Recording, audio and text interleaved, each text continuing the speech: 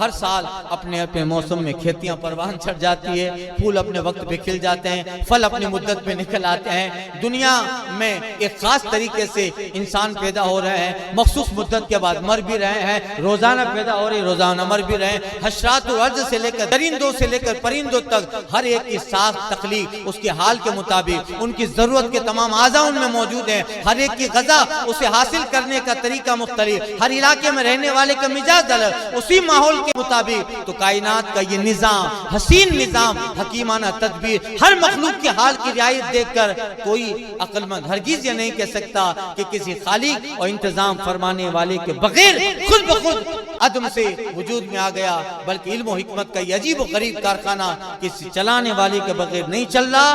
اسے یہ قرار دینا پڑے گا کہ اس کائنات کا کوئی خالق موجود ہے، اور وہ کامل قدرت و حکمت اور تدبیر کے ساتھ اس عظیمت اور عظمت و شان کا مالک جو اس کائنات کے ہر شے کو چلا رہا۔ من آیاتی خلق السماوات والارض، اور اس کی نشانیوں میں سے زمین و آسمان کی پیدائش۔ تو کیا یہ کوئی اتفاق ہے؟ نہیں۔